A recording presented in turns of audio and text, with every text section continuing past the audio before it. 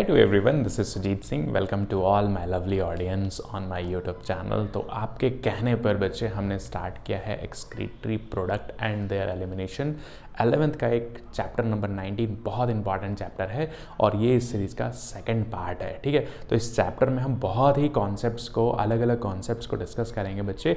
ये इस सीरीज़ का सेकंड पार्ट है, तो फर्स्ट पार्ट भी आप जा कर के देखना, वहाँ पर भी हमने कुछ बेसिक कॉन्सेप्ट के बारे में अंडरस्टैंडिंग दी है। ठीक है, तो अगर हम बात करते हैं नेचर ऑफ एक्सक्रीटरी प्रोडक्ट, तो जो एक्सक्रीटरी प्रोडक्ट है वो क्या है बच्चे? वो है, एक तो है आपका अमोनिया, एक क्या है? अमोनिया। दूसरा क्या है बच्चे? आपका यूरिया। ठीक है, और तीसरा क्या है आपका? Uric acid. ठीक है, अब देखो, जो ऑर्गेनिजम्स अमोनिया के फॉर्म में, अगर हम इसके स्ट्रक्चर की बात करते हैं तो NH3 कंपोजिशन, और ये जो है आपका यूरिया जो है NH2CO NH2, ये क्या है आपका? यूरिया है। ये क्या है बच्चे? आपका यूरिया है। और यूरिक एसिड जो है वो बेसिकली प्यूरिन्स का डीएमिनेशन होने लगता है, तो वहाँ पर क्या बनते हैं? Uric acids. तो जो लिविंग ऑर्गेनिजम्स अमोनिया के फॉर्म में एलिमिनेशन करते हैं, अगर ऑर्गेनिजम्स इसको एलिमिनेट कर रहे हैं बॉडी से, तो उन ऑर्गेनिजम्स को ही क्या बोल देते हैं? Organisms called as aminotelic. ठीक है, तो हमने इसके एग्जाम्पल के अंडरस्टैंड किया था कि एक्वेटिक आर्थ्रोपोडा जो है, आर्थ्रोपोडा है, ये बेसिकली किस नेचर के होते हैं? तो अमीनोटेलिक होते हैं, अमीनोटेलिक इन नेचर होते हैं। ठीक है, अगर हम बात करते हैं बोनीफिसिस, तो बोनीफिसिस में अगर हम बात करते हैं तो बोनीफिसिस का नेचर कैसा है? अमीनोटेलिक है। अगर हम एम्फीबिया की बात करते हैं, ये इसके एग्जाम्पल हैं बच्चे, और हम किसकी बात कर रहे हैं? ओनली लार्वा की। तो ये एक तरह के क्या है? अमीनोटेलिक ऑर्गेनिजम्स के एग्जाम्पल हैं, और अमीनोटेलिक ऑर्गेनिजम्स वो ऑर्गेनिजम्स होते हैं जो नाइट्रोजनस वेस्ट को, नाइट्रोजनस वेस्ट को बॉडी से अमोनिया के फॉर्म में क्या कर रहे हैं? रिमूव कर रहे हैं। और ये एक तरह का क्या होता है बच्चे? मेटाबॉलिक वेस्ट है। ठीक है, तो मेटाबॉलिज्म के थ्रू ये क्या हो रहा है? जनरेट हो रहा है। ठीक है, अब यहाँ पर जो ऑर्गेनिजम्स अमोनिया को किस में कन्वर्ट कर दे रहे हैं बच्चे? यूरिया में। और यूरिया बॉडी से क्या कर दे रहे हैं? एलिमिनेशन कर दे रहे हैं। और ये एलिमिनेशन करने के बेसिस पे ही इन्हीं ऑर्गेनिजम्स को क्या बोल रहे हो? ऑर्गेनिजम्स को आप क्या बोल रहे हो? Organisms called as ureotelic organisms. ठीक है, अगर हम इसके एग्जाम्पल की बात करते हैं, तो जितने भी कार्टिलेजनस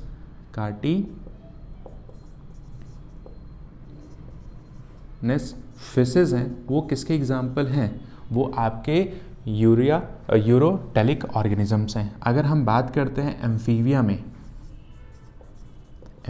में हम किसकी बात कर रहे हैं? एडल्ट की। तो ये भी किसका ऑर्गेनिज्म एग्जाम्पल है? तो यूरोटेलिक ऑर्गेनिजम्स में। ठीक है, अब देखो, जो ऑर्गेनिजम्स बेसिकली यूरिक एसिड के फॉर्म में एलिमिनेशन कर रहे हैं वेस्ट को, तो उन ऑर्गेनिज्म को बोलते हो यूरिकोटेलिक ऑर्गेनिजम्स। और बेसिकली ये यूरिक एसिड जो है ना, वो प्यूरिन्स का जब ब्रेकडाउन होता है, बच्चे, मीन्स एडेनिन और ग्वानिन का ब्रेकडाउन होता है, तो वहाँ पर क्या फॉर्म होते हैं? यूरिक एसिड फॉर्म होते हैं। और यूरिक एसिड का बॉडी से एलिमिनेशन होता है तो उस ऑर्गेनिज्म को हम बोलते हैं बच्चे आपके यूरिकोटैलिक। अगर हम इसके एग्जाम्पल की बात करते हैं तो जितने भी बर्ड हैं ना बच्चे, जितने भी बर्ड्स हैं वो किसका एग्जाम्पल है? यूरिकोटैलिक का एग्जाम्पल है। जितने भी इंसेक्ट हैं बच्चे वो किसका एग्जाम्पल है? यूरिकोटैलिक का है। आपके रेप्टाइल्स जो है ना वो भी किस कैटेगरी में आते हैं? रेप्टाइल्स जो हैं वो, और बेसिकली टेरेस्ट्रियल रेप्टाइल्स, ठीक है। तो टेरेस्ट्रियल रेप्टाइल्स भी एक तरह के यूरिकोटैलिक ऑर्गेनिजम्स हैं। अब देखो ध्यान से एक बात देखना कि ये बेसिकली यहाँ पर जो इवोल्यूशन हो रहा है ना, वो इवोल्यूशन के बेसिस पे ही ये क्या हो रहा है? ड्यूरिंग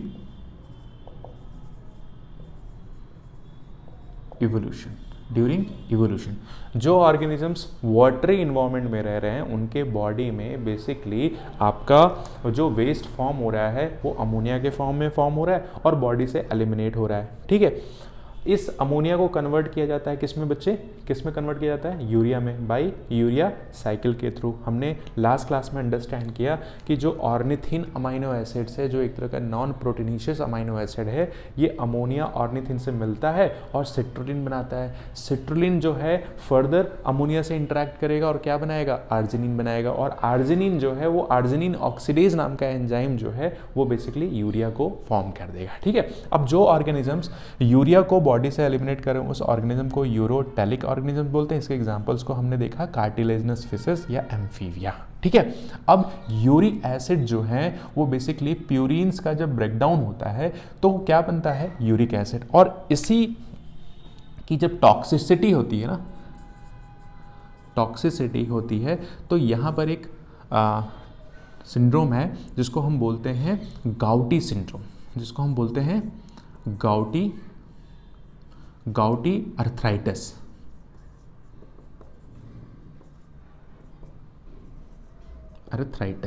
ठीक है। तो बेसिकली इसमें क्या होता है? इसमें स्वेलिंग और इन्फ्लामेशन कॉज होता है। इन्फ्लामेशन जो होता है या आप बोल सकते हो स्वेलिंग हो रहा है, ये गाउटी अर्थराइटिस जो है वो किसकी वजह से हो रहा है? वो यूरिक एसिड की टॉक्सिसिटी की वजह से हो रहा है, ठीक है।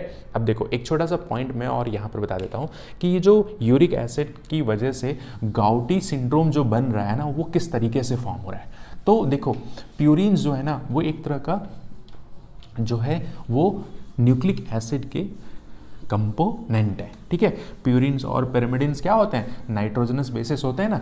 तो नाइट्रोजनस बेसिस का जब ब्रेकडाउन होता है, और नाइट्रोजनस बेसिस में भी मेनली किसका ब्रेकडाउन? आपके प्यूरिन्स का ब्रेकडाउन, मीन्स एडेनिन और ग्वानिन का जब ब्रेकडाउन होता है ना तब वहाँ पर यूरिक एसिड वेस्ट के फॉर्म में फॉर्म हो रहा है। देखो अगर मैं यहाँ पर बात करूँ डीएनए के अंदर क्या प्रेजेंट है? नाइट्रोजनस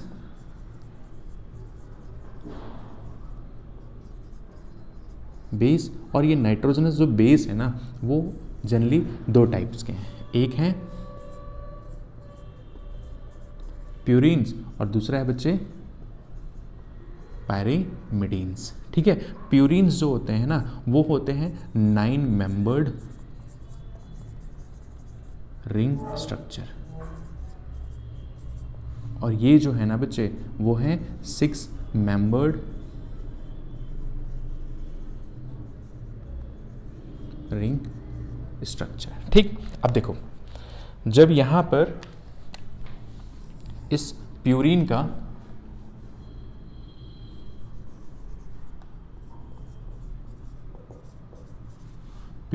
क्या होगा? ब्रेकडाउन होगा। और प्यूरिन्स के जो टाइप है ना एडेनिन है और साथ में ग्वानिन है, ठीक है। अब जब इसका ब्रेकडाउन होगा तो बेसिकली क्या फॉर्म होगा? फॉर्म होगा यूरिक एसिड। क्या फॉर्म होगा? Form uric acid. और इसी यूरिक एसिड का डिपोजिशन होने लगेगा। इसी यूरिक एसिड का क्या होगा? डिपोजिशन होगा तो ये यूरिक एसिड डिपॉजिट हो करके यूरिक एसिड के क्रिस्टल्स बना लेंगे।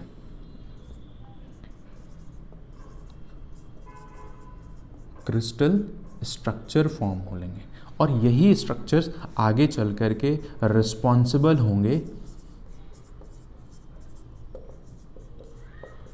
फॉर गाउटी अराइथ्राइटिस। ठीक है, तो बेसिकली अगर हम बात करते हैं तो एडेनिन और ग्वानिन का जब ब्रेकडाउन होता है तो क्या बन रहा है आपके यूरिक एसिड्स बन रहे हैं और जब यही यूरिक एसिड का डिपोजिशन होने लगेगा तो ये आगे चल कर क्या बना लेंगे, आपके क्रिस्टल स्ट्रक्चर बना लेंगे और ये रिस्पॉन्सिबल होंगे गाउटी अराइथ्राइटिस के लिए। ठीक है, अब देखो हमेशा एक बात याद रखना कि जो ये ब्रेकडाउन हो रहा है ना, इसमें बेसिकली डीएमिनेशन की प्रोसेस होती है। इसमें क्या हो रही है, डीएमिनेशन का प्रोसेस हो रहा है। तो जो प्यूरिन्स और पैरामिडिन्स में बेसिकली क्या चल रहा है, डीएमिनेशन का प्रोसेस चल रहा है। ठीक है, अब देखो एक चीज़ तो ये हो गया, एक जनरल हमने अंडरस्टैंड किया कि यूरिक एसिड की वजह से किस तरह की प्रॉब्लम जनरेट हो रही है। ठीक है, अब देखो यहाँ पर अगर आप एक्सक्रीटरी ऑर्गन की बात करते हो, एक्सक्रीटरी ऑर्गन की बात करते हो तो जैसे देखो एक्सक्रीटरी ऑर्गन वो ऑर्गन होता है जहाँ से बॉडी से वेस्ट प्रोडक्ट को एक्सक्रीट किया जा रहा है। ठीक है, तो एक्सक्रीटरी प्रोडक्ट जो है अगर हम अंडरस्टैंड करते हैं तो प्रोटोजोआ से सिलेंट्रेटा तक बेसिकली कोई भी एक्सक्रीटरी ऑर्गन एब्सेंट होता है। ठीक है, तो एक बात हमेशा याद रखना कि एक्सक्रीटरी ऑर्गन जो है एब्सेंट फ्रॉम प्रोटोजोआ टू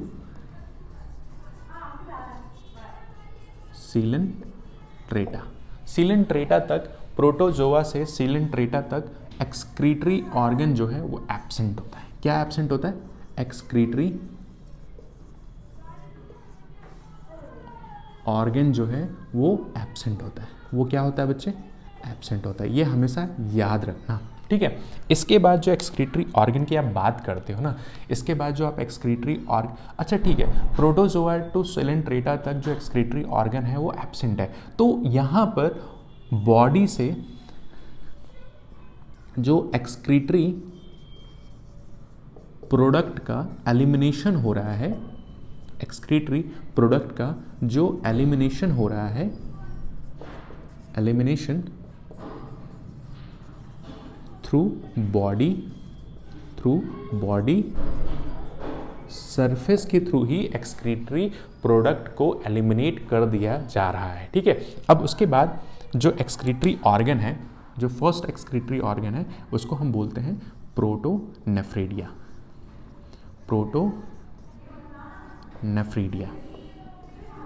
तो प्रोटोनेफ्रिडिया जो है अगर हम बात करते हैं आपके एग्जाम्पल्स की, अगर हम बात करते हैं तो प्रोटोनेफ्रिडिया कहाँ पे प्रेजेंट होता है, तो बेसिकली ये जो फ्लैटवर्म्स होते हैं ना, फ्लैटवर्म्स होते हैं, अगर हम बात करते हैं प्लेटी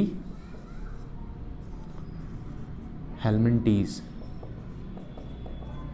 ठीक है, फ्लैटवर्म में जो एक्सक्रीटरी ऑर्गन है ये एक तरह का क्या है, एक्सक्रीटरी ऑर्गन। ठीक है, ये कहाँ पे प्रेजेंट है, तो फ्लैटवर्म में प्रेजेंट है। इसके बाद अगर हम बात करते हैं तो नेफ्रीडिया, प्रोटोनेफ्रिडिया के बाद आते हैं बच्चे हम नेफ्रीडिया के ऊपर। और नेफ्रीडिया जो है वो बेसिकली कहाँ पे प्रेजेंट होता है, तो अगर हम बात करते हैं राउंड वर्म्स, जितने भी राउंड वर्म्स हैं ना उनमें क्या प्रेजेंट है, आपके एक्सक्रीटरी ऑर्गन जो हैं वो नेफ्रीडिया के फॉर्म में प्रेजेंट है। जैसे फ्लैट वर्म में अगर हम बात करते हैं तो फ्लेम सेल्स हैं, फ्लैम सेल्स हैं जो एक तरह के एक्सक्रीटरी ऑर्गन की तरह काम कर रहा है। ठीक है, इसके बाद अगर हम बात करते हैं तो हम बात करते हैं माल्फिजियन ट्यूब्यूल्स। तो अगर हम बात करते हैं एंथ्रोपोडा, तो एंथ्रोपोडा में अगर हम देखते हैं तो बेसिकली एंथ्रोपोडा,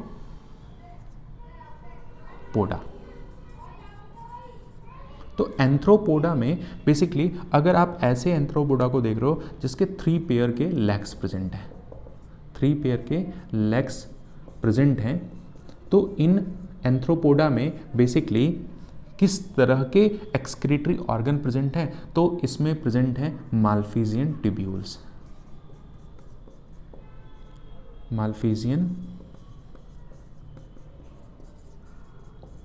ट्यूब्यूल्स। ठीक है, अगर हम यहीं पर बात करते हैं ऐसे एंथ्रोपोडा जिसमें 4 पेयर के लेग्स प्रेजेंट हैं, तो यहाँ पर जो आपके एक्सक्रीटरी ऑर्गन है उसी को आप बोलते हो कॉक्सल सेल्स। ये कॉक्सल सेल्स क्या हैं? एक तरह के एक्सक्रीटरी ऑर्गन है। और अगर हम बात करते हैं 5 पेयर लेग्स की, तो यहीं पर ग्रीन सेल्स भी एक तरह की क्या है? आपके एक्सक्रीटरी ऑर्गन है। ठीक है, अब देखो यहां पर ड्यूरिंग एवोल्यूशन ये तो इवॉल्व हुए हैं ना, ड्यूरिंग एवोल्यूशन जो है ना फर्दर एक्सक्रीटरी ऑर्गन जो है वो मॉडिफाई होते गए हैं। इसके बाद बेसिकली किसका फॉर्मेशन हो रहा है? इसके बाद बेसिकली किसका फॉर्मेशन हो रहा है? तो बेसिकली आपके किडनी, बेसिकली आपका क्या फॉर्म हो रहा है? तो आपका किडनी फॉर्म हो रहा है। अब देखो किडनी को अगर आप अंडरस्टैंड करो ना बच्चे, तो एक जो किडनी है वो किडनी का जो फॉर्मेशन हो रहा है वो किसके थ्रू हो रहा है? फॉर्मेशन बाय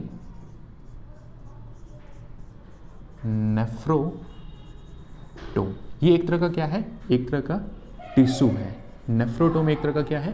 टिश्यू है, और इसी की हेल्प से किडनी का फॉर्मेशन हुआ है। इसका ओरिजिन क्या है? किडनी का जो ओरिजिन क्या है? अगर ओरिजिन की आप बात करो तो ये एक तरह के मीजोडर्मल सेल से ही फॉर्म हो रहे हैं। तो इसका ओरिजिन क्या है? मीजोडर्मल सेल्स है। ठीक है, अब देखो यहां पर भी किडनी का जो ड्यूरिंग इवोल्यूशन डिफरेंट टाइप के किडनीज हैं।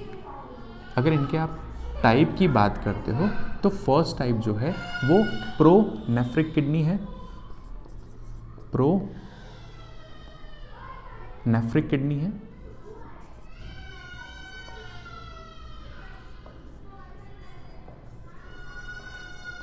ठीक है, दूसरी है मिजोनेफ्रिक किडनी, दूसरी है मिजोनेफ्रिक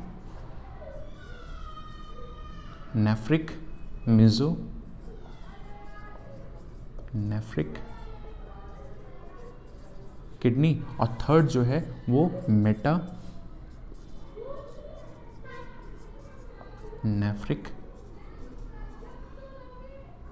किडनी। अगर आप इसके स्ट्रक्चर्स को देखो ना ध्यान से, अगर आप इसके स्ट्रक्चर्स को देखो तो इसका स्ट्रक्चर जनरली कुछ इस तरीके से फॉर्म होता है। मैं एक छोटा सा डायग्राम यहाँ पे बना देता हूँ।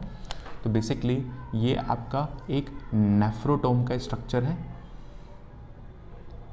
ठीक है,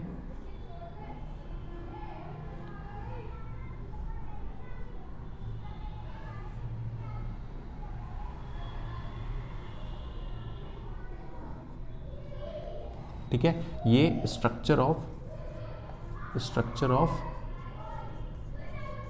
नेफ्रोटोम है, जिसकी हेल्प से आपका जो है वो किडनी का फॉर्मेशन हो रहा है। तो प्रोनेफ्रिक किडनी जो है वो ये पार्ट है, फर्स्ट ये पार्ट है, सेकंड जो है ये आपका ये है, और थर्ड जो है वो आपका ये है। ठीक है, तो नेफ्रोटोम के किस पार्ट से किस तरह की किडनी ओरिजिनेट हो रही है इस चीज़ को आप अंडरस्टैंड कर रहे हो। ठीक है, तो अगर हम बात करते हैं तो एक्सक्रीटरी ऑर्गन की अगर आप बात करते हो तो प्रोटोजोआ से सीलेंट्रेटा तक बेसिकली एक्सक्रीटरी ऑर्गन क्या होते हैं? एब्सेंट होता है। हमेशा याद रखना है एक्सक्रीटरी ऑर्गन एब्सेंट होते हैं। ठीक है, और इनके प्रोटोजोआ से सिलेंट्रेटा तक बेसिकली जो एक्सक्रीटरी प्रोडक्ट का एलिमिनेशन हो रहा है वो कैसे हो रहा है, तो बॉडी सरफेस के थ्रू हो रहा है। अब देखो प्रोटोनेफ्रेडिया जो है वो एक तरह का एक्सक्रीटरी ऑर्गन है, और ये ऑर्गन किस में प्रेजेंट होते हैं, तो जितने भी फ्लैटवर्म्स हैं, मतलब फ्लैटवर्म्स मींस आप प्लेटी हेलमिंथीज की बात कर रहे हो, तो प्लेटी हेलमिंथीज में जो एक्सक्रीटरी ऑर्गन है वो क्या है, आपके प्रोटोनेफ्रिडिया है। इसी तरीके से नेफ्रिडिया कहाँ प्रेजेंट होता है, राउंड वर्म्स में प्रेजेंट होता है। आर्थ्रोपोडा में अगर हम बात करते हैं, आर्थ्रोपोडा में अगर हम बात करते हैं, डिफरेंट आपके एक्सक्रीटरी ऑर्गन है, माल्फिजियन टिब्यूल्स है, कॉक्सल ग्लैंड है या कॉक्सल सेल भी हम अंडरस्टैंड करते हैं, और ग्रीन सेल्स, ये सभी क्या हैं, एक तरह के आर्थ्रोपोडा में डिफरेंट आर्थ्रोपोडा के आपके एक्सक्रीटरी ऑर्गन है। किडनी का जो फॉर्मेशन हुआ है वो नेफ्रोटोम की हेल्प से हुआ। नेफ्रोटोम एक तरह का टिश्यू है, और डिफरेंट नेफ्रोटोम के पार्ट से आपके प्रोनेफ्रिक किडनी, मेसोनेफ्रिक किडनी और मेटानेफ्रिक किडनी का फॉर्मेशन हुआ है। ठीक है, तो बच्चे आप अपनी नोट्स प्रिपेयर करो, और जितना हो सके आप अपने नोट्स को रिवाइज भी करते चलो, क्योंकि पूरे ह्यूमन फिजियोलॉजी में बहुत छोटे छोटे कॉन्सेप्ट हैं, बहुत डिफरेंट टर्म्स हैं, जिनको बार बार आप रिवाइज करोगे ना तो रिकॉल करने में बहुत हेल्प करता है। Thank you.